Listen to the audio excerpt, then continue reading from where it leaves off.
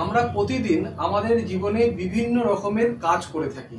বিভিন্ন রকমের কাজ অর্থাৎ বিভিন্ন রকমের ক্রিয়া, বাংলায় যাকে আমরা ক্রিয়াপদ বলি তাকেই পার্টস অফ স্পিচের অন্যতম অর্থাৎ ভার্ব। সেই ভার্বকে নিয়ে আমরা আমাদের আজকের এপিসোডে আলোচনা করব। ডিয়ার লার্নার্স, ওয়েলকাম টু আর একটা নতুন episode easy English learning by Shantanu এই চ্যানেলে।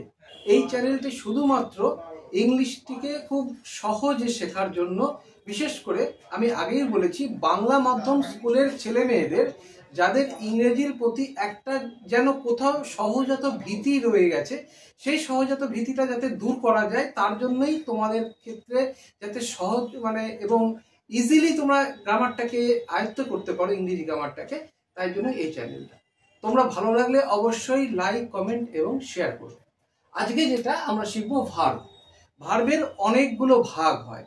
আমি আজকে যে ভাগটা নিয়ে আলোচনা করব সেটা একটা বিশেষ ভিত্তিতে, সেটা হচ্ছে অবজেক্টের উপরে। অবজেক্ট থাকা এবং না থাকাকে কেন্দ্র করে। যেমন ধরো আমি একটা সেন্টেন্স এখানে লিখছি, তোমাদের সুবিধার্থে তোমরা বোঝানোর জন্য আমি একটা সেন্টেন্স লিখছি। ধরো I am writing a letter। আমি ধরো একটা সেন্টেন্স লিখলাম, আমি একটা চিঠি লিখছি। এই যে দেখো রাইট ভার্ব, তার সঙ্গে আইএনজি হয়েছে, কারণ লিখছি প্রেজেন্ট কন্টিনিউয়াস বোঝানোর জন্য, আর প্রেজেন্ট বলে আয়ের সঙ্গে এম হলো। এবারে তোমাদের আমি যে একটা আগে এপিসোডে আমি তোমাদেরকে শিখিয়েছি কিভাবে সেন্টেন্স থেকে সাবজেক্ট এবং অবজেক্টটাকে খুঁজতে হয়। খুব সহজ। প্রথমে ভার্ব খোঁজো। ভার্ব আমরা পেয়ে গেছি এখানে, মানে লেখা। এবার ভার্বটাকে কে দিয়ে প্রশ্ন করো, কে লিখছে, উত্তর পাবো আমি, তাহলে এটা হচ্ছে সাবজেক্ট, এস লিখলাম। এবার এটাকে কি লিখছে, উত্তর পাবো একটি চিঠি, এটা হচ্ছে অবজেক্ট। তাহলে এই সেন্টেন্সে একটা অবজেক্ট আছে। এবার আমি যদি বলি বার্ডস ফ্লাই, পাখিরা ওড়ে। হি comes, the baby sleeps। আবার he is a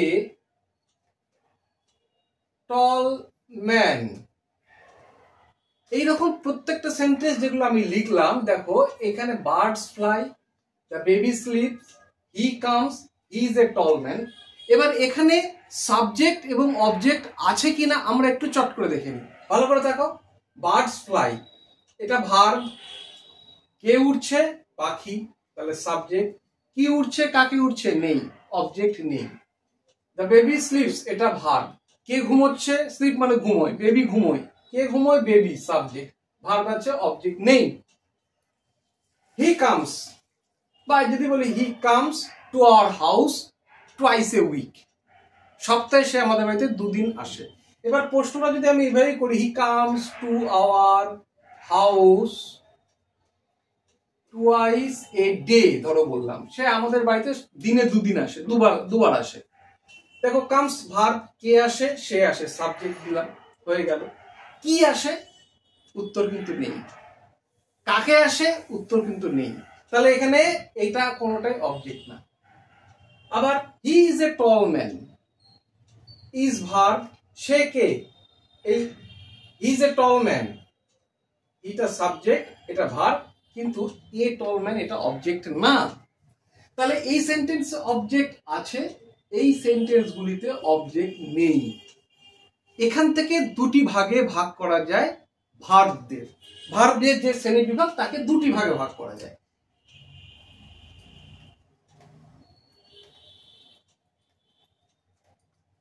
একটা ভার্ব যাতে অবজেক্ট থাকে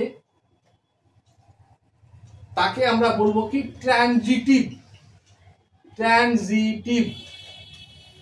অর্থাৎ সকর্মক। কর্ম মানে হচ্ছে অবজেক্ট, তাহলে সকর্মক ক্রিয়া, ক্রিয়া মানে ভার্ব। আর একটা হচ্ছে অবজেক্ট থাকে না, তাকে বলবো হচ্ছে ইনট্রানজিটিভ, অকর্মক, অর্থাৎ এর মধ্যে কর্ম বা অবজেক্ট নেই, একে বলে ইনট্রানজিটিভ ভার্ব। বোঝা গেল? তাহলে যদি অবজেক্টের উপর নির্ভর করে একটা ভার্বকে দুভাগে ভাগ করা যায়, সাবজেক্ট একটা হচ্ছে ট্রানজিটিভ ভার্ব যাতে অবজেক্ট থাকে, আর হচ্ছে ইনট্রানজিটিভ ভার্ব যাতে অবজেক্ট থাকে না। এই দুটি এবার তোমরা একেবারে মাথার মধ্যে সেট করে নাও যাতে কোনোদিন আর ভুল না হয়। যদি অবজেক্ট থাকে তাহলে ট্রানজিটিভ, অবজেক্ট যদি না থাকে ইনট্রানজিটিভ। অবজেক্ট কিভাবে পাওয়া যাবে? ভার্ব খোঁজো, ভার্বকে কি দিয়ে প্রশ্ন করো, দেখবে একটা বস্তু অবজেক্ট পাবে। ভার্বকে কাকে দিয়ে প্রশ্ন করো, দেখবে একটা ব্যক্তি অবজেক্ট পাবে। আর যদি এই দুটোতে প্রশ্ন করে তুমি কিছু উত্তর না পাও, মনে করবে ওটা হচ্ছে ইনট্রানজিটিভ ভার্ব। তাহলে বুঝতে পারলে? এবার কতটা বুঝতে পারলে তোমরা কমেন্টটা অবশ্যই করে আমাকে জানাবে। এর সঙ্গে আর একটা জিনিস তোমাদের শিখতে হবে, সেটা হচ্ছে বেশ কিছু ভার্ব, যেমন ধরো অ্যাপিয়ার, লুক, অ্যাপয়েন্ট, তারপরে স্মেল, এই যে ভার্বগুলো, এই রকমের বেশ কিছু ভার্ব, বিকাম এবং বি ভার্ব, এদের পরে ভালো করে শোনো, এদের পরে এই ভার্বগুলি বি ভার্ব, বি ভার্ব মানে কি? Am, is, are, was, were. তাহলে এদের পরে যাই থাকুক না কেন সেগুলি কিন্তু কখনোই অবজেক্ট নয়। এবং আরো একটা জিনিস তোমাদের মাথায় রাখতে হবে। কি মাথায় রাখতে হবে? যে এদের পরে যেগুলি থাকবে, যদি কিছু থাকে, তাহলে সেগুলি শুধুমাত্র এই সেন্টেন্সটাকে কমপ্লিট সেন্স দেওয়ার জন্য ব্যবহার করা হবে। যেমন ধরো হি বিকেম, সে হলো। কি হলো? কোনো উত্তর আমরা পাচ্ছি না। যদি আমি লিখি এখানে হি বিকেম অ্যাংরি, দেখো এবার কি বুঝতে পারছো? যে he became angry, say angry হয়ে গেল, রেগে গেল। তাহলে এইটাকে আমি এবার চেপে ধরি, হি বিকেম, সে হলো, মানে ক্লিয়ার হচ্ছে না, এটাকে কমপ্লিট করার জন্য এইটাকে লাগাতে হলো। এই রকমের ভার্বগুলো। তারপর ধরো আরেকটা, শি অ্যাপিয়ার্স স্যাড বা গ্লুমি, শি অ্যাপিয়ার্স, তাকে মনে হচ্ছে। কি মনে হচ্ছে? উত্তর ক্লিয়ার হচ্ছে না, কমপ্লিট হচ্ছে না এই সেন্টেন্সটায়, তাই জন্য এইটা লাগাতে হচ্ছে। এবার দেখো এই রকমের যে ভার্বগুলো আমি তোমাদের যেটা আলোচনা করবো, এই রকমের এই ভার্বগুলোকে আমরা বলবো কি? Verb of incomplete predication. এগুলো না তোমাদের কম্পিটিটিভ এক্সামিনেশনে ভালো করে তোমাদের দক্ষতা না থাকলে এগুলোতে ভুল হয়ে যাবে। জেনে রাখো ভালো করে, এই যে appear, look, appoint, smell, become, be ভার্বের যতগুলো ফর্ম আছে এইগুলো, এদেরকে বলা হয় verb of incomplete predication. Clear? এবারে এই প্রসঙ্গে, এই যে ভার্বটা তোমরা জানলে, এই প্রসঙ্গে আরেকটা জিনিস জেনে যাও, সেটা হচ্ছে কমপ্লিমেন্ট। এর সঙ্গে এটা সম্পর্কও যুক্ত। কিভাবে? দেখো তোমরা এখানে দেখলে না, হি বিকেম অ্যাংরি, বা আমরা যদি বলি হি ইজ স্যাড।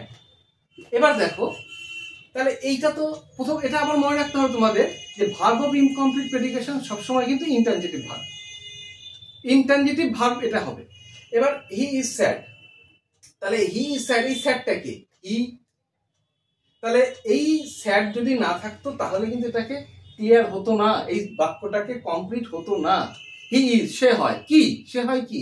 স্যাড যখনই বসাচ্ছি তখন এটাকে কমপ্লিট করছে, তাই এর নাম কমপ্লিমেন্ট। তাই এর নাম কমপ্লিমেন্ট। এইবার এই কমপ্লিমেন্টটা যদি সাবজেক্টকে নির্দেশ করে, যেমন এখানে ধরো হি ইজ স্যাড, এই স্যাডটাকে হি, তাহলে হি সমান স্যাড, তাহলে এটাকে বলবো সাবজেক্ট কমপ্লিমেন্ট। এইবারে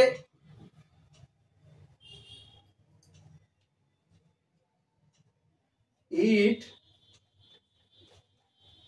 অ্যাপিয়ার্ড স্মল, এটাকে দেখে ছোট মনে হচ্ছে, ইট অ্যাপিয়ার্ড স্মল। তাহলে এই ইটটা আর এই স্মলটা সমান, ইট অ্যাপিয়ার্ড এটা মনে হচ্ছে, কি মনে হচ্ছে? স্মল। তাহলে স্মলটা দিয়ে এটাকে ক্লিয়ার করলে মানে কমপ্লিট সেন্স আনলে, তো কমপ্লিমেন্ট আর কমপ্লিট এই মনে রাখবে, কমপ্লিমেন্ট এইভাবে মনে রাখবে, সেখান থেকে কমপ্লিট ব্যাপারটা আসছে। তাহলে এই যে এটাকে বলবো, যেহেতু এটা সাবজেক্টকে কমপ্লিট করছে, সাবজেক্টের সেন্সটা, তাই এটাকে বলবো সাবজেক্ট কমপ্লিমেন্ট।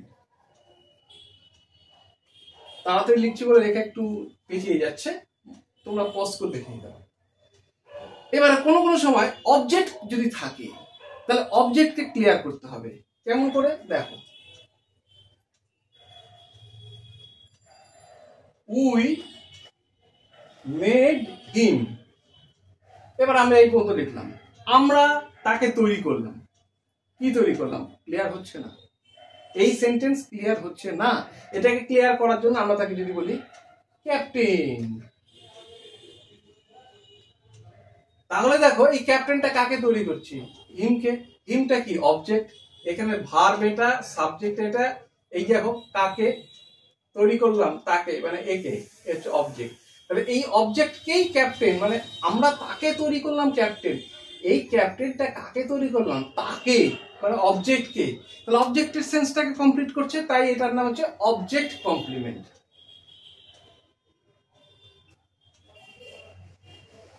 তাহলে আমরা শিখলাম ভার্বে দুটো ফর্ম, অবজেক্ট যদি থাকে, এটা একটু রিলেটেড জিনিস, ভার্বের সঙ্গে রিলেটেড হচ্ছে তোমার একটা ভার্ব হচ্ছে ট্রানজিটিভ ভার্ব, যেটাতে অবজেক্ট থাকবে, একটা ভার্ব যেটাতে অবজেক্ট নেই, ইনট্রানজিটিভ ভার্ব। এবারে বেশ কিছু ভার্ব, যেমন আমি বললাম appear, look, appoint, smell, become, be ভার্বগুলো, এগুলো কিন্তু এদের পরে মানে এগুলো হচ্ছে কি, এগুলোর পরে তোমার এগুলোকে বলা হবে ভার্ব অফ ইনকমপ্লিট প্রেডিকেশন। ইনকমপ্লিট প্রেডিকেশন মানে এগুলো দিলে কখনো কমপ্লিট হবে না, এগুলো যখনই বসাবে না, এদের পেছনে কখনোই কমপ্লিটনেস আসবে না। এটাকে কমপ্লিট করার জন্য কিছু আনতে হবে, এটাকে যেটাকে আনতে হবে সেটাই হবে কমপ্লিমেন্ট। যেমন হি বিকেম অ্যাংরি, এবার সেটা যদি সাবজেক্টকে পুরোপুরি কমপ্লিট করছে, যদি সেন্স বোঝায়, সাবজেক্ট কমপ্লিমেন্ট, যদি অবজেক্টকে কমপ্লিট করে তাহলে অবজেক্ট কমপ্লিমেন্ট। তাহলে আমরা শিখলাম কমপ্লিমেন্ট। কমপ্লিমেন্ট কখন?